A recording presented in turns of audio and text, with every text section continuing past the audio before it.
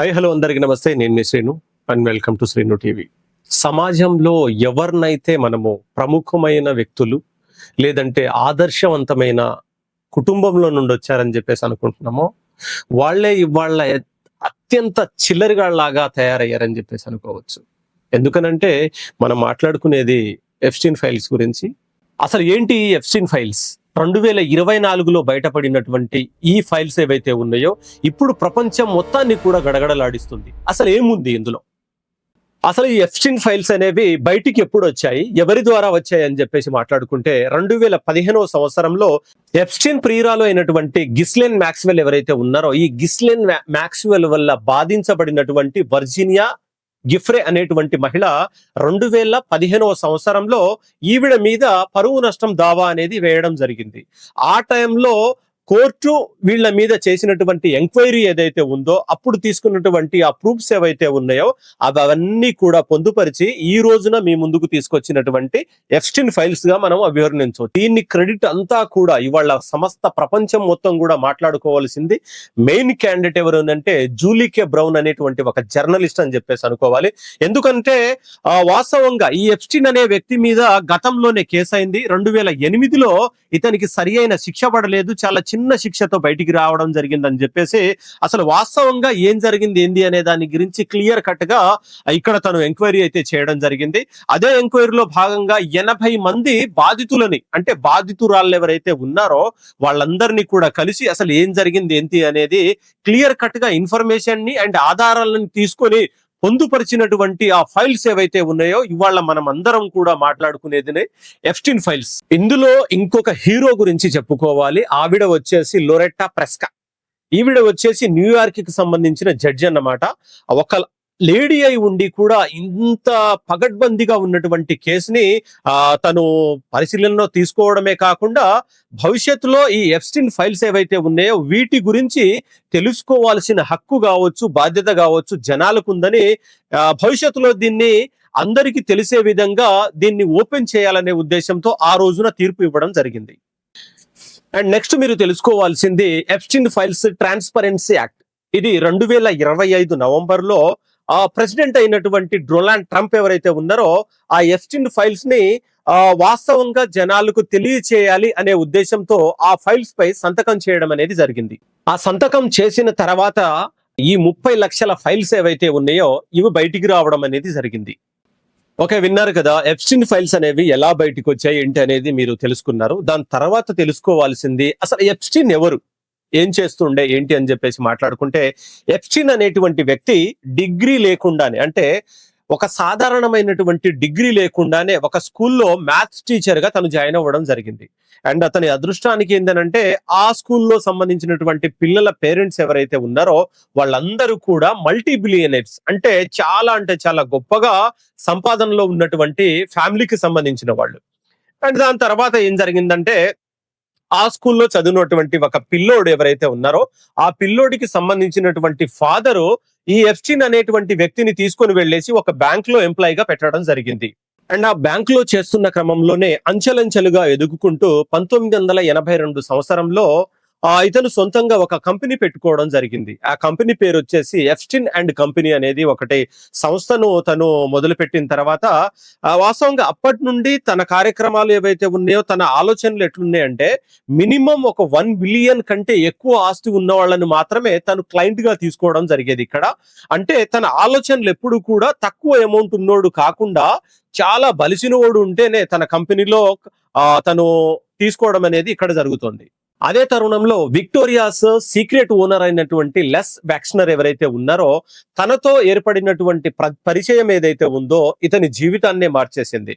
అంటే ఆ తరుణంలో ఆ పరిచయం ఎలా ముందుకు వెళ్ళిందనంటే ఆ విక్టోరియాస్ ఆస్తులు ఏవైతే ఉన్నాయో ఆ సమస్తం ఆస్తుల్ని అన్ని చూసుకోవడానికి ఎప్స్టీన్ ని నియమించుకోవడం జరిగింది. ఒక రకంగా దీన్ని పవర్ ఆఫ్ అటార్నీ అంటే ఆ ఆస్తుల పైన ఉన్నటువంటి సమస్తం అధికారం కూడా ఇతనికి ఇవ్వడం జరిగింది. అక్కడితో మనోడి జీవితమే మారిపోయింది. అండ్ ఎక్కడ లేనటువంటి డబ్బును ఇతను చూడడం జరిగింది. దాని తర్వాత 1990 నుండి 2000 వరకు ఇతని హవా అయితే విజయవంతంగా నడవడం జరిగింది. ఇందులోనే భాగంగా దేశం కాదు ప్రపంచం మొత్తంలో ఉన్నటువంటి అత్యధికంగా ధనవంతులు ఎవరైతే ఉన్నారో వాళ్ళందరినీ కూడా ఒక చోటుకు చేర్చి ప్రైవేట్ పార్టీ అనేది తను అరేంజ్ అరేంజ్ చేయడం జరిగింది. అండ్ ఆ పార్టీలన్నీ కూడా తన సొంత ఐలాండ్ లో మాత్రమే నిర్వహించడం అనేది విశేషం. ఎప్స్టీన్ ముఖ్యంగా 3 ఐలాండ్ లో తన ప్రైవేట్ పార్టీలని కొనసాగించడం అయితే జరిగింది. ఇందులో వచ్చేసి ఫస్ట్ ది వర్జిన్ ఐలాండ్, రెండోది పామ్ బీచ్ ఫ్లోరిడా, అలాగే మూడోది న్యూయార్క్ మ్యాన్షన్. ఇలా 3 ఐలాండ్లు ఏవైతే ఉన్నాయో ఇక్కడ తన ప్రైవేట్ పార్టీలని నిర్వహించడం అనేది జరిగేది. ఇవాళ మీరు ఎప్స్టీన్ ఫైల్స్ ఏవైతే ఉన్నాయో ఇందులో చూసేటువంటి వీడియోలు కావచ్చు, ఫోటోలు కావచ్చు, ఏవైతే ఉన్నాయో అన్ని కూడా ఈ దీవుల్లో జరిగినటువంటి అసాంఘిక కార్యక్రమాలే. అండ్ ఇందులో మీరు చూసుకోవచ్చు ఎప్స్టీన్ అనేటువంటి వాడు ఎంత క్రూరంగా ఉన్నాడు. అండ్ ఎప్స్టీన్ కి సంబంధించినటువంటి లవర్ ఏదైతే ఉందో తను కూడా ఎంత క్రూరంగా బిహేవ్ చేసేదో ఇక్కడ మనం చూసుకోవచ్చు. అసలు ఈ ఐలాండ్ లో ఏం జరిగేది ఏంటి అని చెప్పేసి మాట్లాడుకుంటే, ఈ ఎప్స్టీన్ ఎవడైతే ఉన్నాడో, ఈ ఎప్స్టీన్ కి సంబంధించినటువంటి గర్ల్ ఫ్రెండ్ ఎవరైతే ఉందో తను ప్రపంచంలో నలుమూలలో ఉన్నటువంటి 10, 11, 12, 13 సంవత్సరాల ఆడపిల్లలు మాత్రమే, ఆడపిల్లలు ఎవరైతే ఉన్నారో వాళ్ళందరినీ ఒక చోటికి సేకరించి నార్మల్ గా మసాజ్ చేయడానికి, లేదు అనుకుంటే చిన్న చిన్న పనులకు మా దగ్గర కావాలని చెప్పేసి వాళ్ళందరినీ తీసుకొని రావడము. తీసుకొని వచ్చిన తర్వాత ప్రపంచం నలుమూలలో ఉన్నటువంటి బలిసిన వాళ్ళు ఎవరైతే ఉన్నారో, ఆర్థికంగా కాదు, సామాజికంగా కావచ్చు, ఇండస్ట్రీలో పరంగా కావచ్చు, ఇలా బాగా బలిసినటువంటి వాళ్ళందరి దగ్గరికి ఈ చిన్న పిల్లల్ని తీసుకెళ్లడము అండ్ వాళ్ళని, ఆ పిల్లల్ని వాళ్ళు అనుభవించడం. అదంతా అయిపోయిన తర్వాత ఏం చేస్తారంటే అదే చిన్న పిల్లల్ని కాల్చుకొని, అంటే చంపేసి ఆ పిల్లల్ని వేడి వేడి ఏవైతే మంటలు ఉంటాయో ఆ మంటల మీద కాల్చడము, పార్ట్లుగా కోయడము, కోసినటువంటి పార్ట్లని మళ్ళీ అనుభవించేటువంటి వ్యక్తులు ఎవరైతే ఉన్నారో వాళ్ళందరూ కూడా సమిష్టిగా అందరూ కూర్చొని తినడం. అసలు ఎప్స్టీన్ ఫైల్స్ చూడకముందు మనిషి జీవితం ఏందబ్బా, ఎందుకని ఎంత క్రూరంగా ఉంటారు, అరే పక్క నుండి చంపుతారు, లేదు అనుకుంటే రేపులు గీపులు ఏంటి అని చెప్పేసి ఆ రకంగా ఉండే నా బ్రెయిన్. కానీ అత్యంత తెలివైన వాళ్ళు, బాగా చదువుకున్న వాళ్ళు, సమాజంలో బాగా పేరు ప్రఖ్యాతి ఉన్నోళ్ళు చిన్న చిన్న పిల్లల్ని తీసుకెళ్లేసి వాళ్ళ ఇష్టం వచ్చినట్టుగా క్రూరంగా వేధించడము, చంపడము, మళ్ళీ దాని మీద నుండి మళ్ళీ కాల్చుకొని తినడం అనేది వింటుంటేనే అసలు ఈ భూమి మీద నిజంగా మనిషి రూపంలో మనం పుట్టకపోతే బాగుండని చెప్పేసి ఇక్కడ అనిపిస్తుంది నాకు.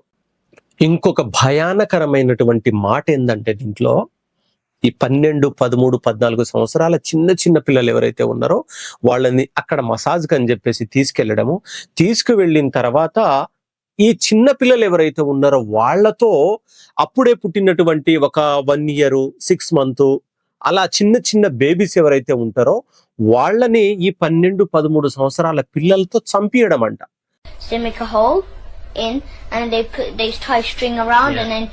అంటే వాళ్ళ తలలు బాడీ నుండి వేరు చేయడము అండ్ వీళ్ళ చేతితో కత్తులు పెట్టేసి నరికించడము జరిగేదంట. అండ్ ఈ చిన్న పిల్లలు ఇలా చేయము, భయం అవుతుందని చెప్పేసి అన్నప్పుడు ఈ చిన్న పిల్లలకి సంబంధించినటువంటి పేరెంట్స్ కావచ్చు, లేదు అనుకుంటే అక్కడ ఈ కార్యక్రమాలన్నీ నిర్వహించేటువంటి వాళ్ళు కావచ్చు, ఆ చిన్న పిల్లల చేతులు పట్టుకొని ఆ 6 నెలలు, 7 నెలలు, 8 నెలల పిల్లల పీకల్ని కోపియడం జరిగేదంట. అంటే ఇక్కడ అసలు నాకు అనిపిస్తుంది ఎందుకని ఇలా, అంటే ఆ చిన్న పిల్లలతో ఆ పసి పిల్లల్ని ఎందుకని చంపిస్తున్నారు, అసలు ఏంటి అంటే ఆ రకమైన ఆనందాన్ని వాళ్ళు పొందుతున్నట్ట, లేదు అనుకుంటే వాళ్ళు ఆరోగ్యంగా కావచ్చు, ఆర్థికంగా కావచ్చు, వాళ్ళు బలంగా ఉండడానికి ఏదైనా మూఢనమ్మకాలని ఏమైనా నమ్ముతున్నారా? అంటే ఆ చిన్న పిల్లల్ని బలివ్వడం వల్ల, లేదు అనుకుంటే ఆ చిన్న పిల్లల్ని చంపడం వల్ల వీళ్ళు ఏదైనా ఆర్థికంగా ఏదైనా బలంగా ఉంటారని చెప్పేసి వీళ్ళ బ్రెయిన్ ని ఎవరైనా అలా డైవర్ట్ చేశారా అనేది అర్థం కావట్లేదు. ఆ చిన్న పిల్లలు మేము చంపము అది ఇది అని చెప్పేసి అన్నప్పుడు కొట్టి వాళ్ళ చేతులతో ఇలా చేతులు పట్టుకొని వాళ్ళ పీకలను కోపేయడం అనేది, ప్రపంచం ఎక్కడుంది, ఎక్కడ తెలివైనోడు ఉన్నాడు, ఎక్కడ బలిసినోడు ఉన్నాడు, ఎక్కడ ఏమున్నారనేది ఎక్కడ ఏం అర్థం కానట్టుకుంది ఇప్పుడు. అసలు ఇదంతా వింటున్నప్పుడు, ఇదంతా చూస్తున్నప్పుడు నాకు ఒక రకమైన డౌట్ వచ్చింది. అసలు నిజమేనా, ఇలా జరుగుతోందా, ఎప్స్టీన్ ఫైల్స్ అనేది కరెక్టేనా, ఆ ఐలాండ్ లో ఇవన్నీ జరిగాయా అని చెప్పేసి ఒక రకమైన డౌట్ ఉండే. ఏదో ఇదంతా చిత్రీకరణ అన్నట్టు అనిపించింది. కానీ దాని తర్వాత షాకింగ్ విషయం ఏందనంటే, ఈ ఎప్స్టీన్ ఫైల్స్ లో బాధించబడ్డటువంటి ఆడవాళ్ళు తక్కువలో తక్కువ ఒక 40 నుండి 50 మంది ఆడోళ్ళు బయటికి వచ్చి, నా ఏజ్ వచ్చేసి అప్పుడు 12 సంవత్సరాలు, నా ఏజ్ వచ్చేసి అప్పుడు 13 సంవత్సరాలు, నేను వాళ్ళ వల్ల బాధించబడ్డాను, నేను కూడా అందులో ఒక బాధితురాల్ని అని చెప్పేసి దగ్గర దగ్గర 20-30 మంది, ఇదిగో ఆ ఏజ్ అప్పుడు నాది అండ్ నేను అట్లుండే, నేను కూడా బాధించబడ్డానని చెప్పేసి క్లియర్ కట్ గా బయటకు వచ్చి చెప్తా ఉన్నారు. అంటే వాస్తవంగా ఇది నిజమా కాదా అనేది నాకు ఒక డౌట్ ఉండే, కానీ వీళ్ళందరూ బయటికి వచ్చేసి చెప్తా ఉన్నప్పుడు 100% ఏ చిన్న పిల్లోడున్నా ఏ ముసలోడున్నా కానీ నమ్మాల్సిన విషయం ఇది. అండ్ ఇది నిజమా కాదా అనే దాని గురించి ఇంకొక బలమైన పాయింట్ ఒకటి, ఇక్కడ ఒక వీడియో చూడండి. ఏమనంటే 2015 సంవత్సరంలో ఒక వీడియో అయితే బయటికి రావడం జరిగింది. అంటే ఈ ఎప్స్టీన్ ఫైల్స్ కి సంబంధించినటువంటి ఐలాండ్ లో కావచ్చు అండ్ ఆ పరిసర ప్రాంతాల్లో జరిగేటువంటి కార్యక్రమాన్ని అంతా కూడా ఒక మహిళ లోపల నుండి చూడడం జరిగింది. పిల్లల్ని కోయడము, పిల్లల్ని తినడము, లేదు అనుకుంటే వాళ్ళని కాల్చడం, ఇదంతా చూసినప్పుడు తను ఒక రకమైన భయాన్ని కావచ్చు, ఆశ్చర్యాన్ని కావచ్చు అనుభవించిన తర్వాత అందులో నుండి బయటికి రావడం జరిగింది. రోడ్డు మీదకి వచ్చేసి బిగ్గరగా పెద్దగా అరవడము, ఏంటి అసలు లోపల ఏం జరుగుతుంది, చిన్న పిల్లల్ని తింటున్నారు, చిన్న పిల్లల్ని కోస్తున్నారు, అసలు వాళ్ళు మనుషులేనా ఏంటి అని చెప్పేసి దాని గురించి 2015లోనే బయటికి వచ్చి చెప్పడం జరిగింది. అయితే ఇది మనం 2026లో ఉన్నాం మనం, కానీ 2015లో ఈవిడ చేసినటువంటి చేష్టలని కొంతమంది ఏంటంటే, అరే చిన్న పిల్లల్ని తినడం ఏంది, ఇట్లా ఎందుకు చేస్తారని చెప్పేసి కొంతమంది దాన్ని కొట్టిపారేయడం జరిగింది. అండ్ ఆ పరిసర ప్రాంతాల్లో అంటే ఆ వెదర్ కి సంబంధించినటువంటి కొంతమంది ఏమనంటే, అరే ఈవిడ నిజంగానే పిచ్చిది, ఈవిడ ఏదో కావాలని చేస్తుందని చెప్పేసి కేవలం ఒక కట్టు కథను అల్లేసి ఆవిడ్ని పిచ్చిదని చెప్పేసి జైల్లో పెట్టారా, లేదు అనుకుంటే ఇదంతా బయటికి ఎక్స్ప్లోర్ చేసింది కాబట్టి ఆవిడ్ని చంపేశారా, లేదు అనుకుంటే ఎక్కడైనా దాచిపెట్టారా అనేది స్టిల్ ఇప్పటి వరకు ఎవరికి తెలియట్లేదు. అండ్ దాని తర్వాత ఎప్స్టీన్ ఫైల్స్ ఏవైతే బయటికి వచ్చాయో, ట్రంప్ టవర్ దగ్గర ఆ యుఎస్ కి సంబంధించినటువంటి చాలా మంది, వేలు కాదు కొన్ని లక్షల మంది అక్కడికి వచ్చి రాస్తారోకులు చేయడం అనేది చూసాము. అంటే ఎప్స్టీన్ ఫైల్స్ అనేవి నిజం కాదు, ఏదో కట్టు కదా అని చెప్పేసి ఎవరైనా అనుకుంటే, అక్కడ ఉన్నటువంటి కొన్ని లక్షల మంది అందరూ పిచ్చోళ్ళ, లేదు అనుకుంటే వాళ్ళ దగ్గర సాక్ష్యాలు ఇవ్వా, లేదు అనుకుంటే ఇదంతా జరిగింది కరెక్ట్ కాదు అనుకునే రోడ్ల మీదకి వచ్చారా, మీరే ఆలోచించుకోవాలి. ఓకే, ఎప్స్టీన్ ఫైల్స్ గురించి చాలా సేపటి నుండి చెప్పుకుంటున్నాము, కానీ ఈ ఎప్స్టీన్ ఫైల్స్ లో ప్రముఖమైనటువంటి వ్యక్తులు ఎవరు ఉన్నారు? ఎలిజబెత్ కుటుంబానికి సంబంధించినటువంటి ప్రిన్స్ ఆండ్రూ మెయిన్ అతను, అండ్ అతను మాత్రమే కాకుండా డొనాల్డ్ ట్రంప్ కావచ్చు, అండ్ బిల్ క్లింటన్ కావచ్చు, అండ్ దాని తర్వాత మైకిల్ జాక్సన్ కావచ్చు, అండ్ దాని తర్వాత ఎలాన్ మస్క్ కావచ్చు, ఇలా చెప్పుకుంటా పోతే కొన్ని వందల వేల మంది ఈ ఎప్స్టీన్ ఫైల్స్ లో ఉండడం జరిగింది. కేవలం కొంతమంది పేర్లు మాత్రమే ఇప్పుడు రావడం జరిగింది.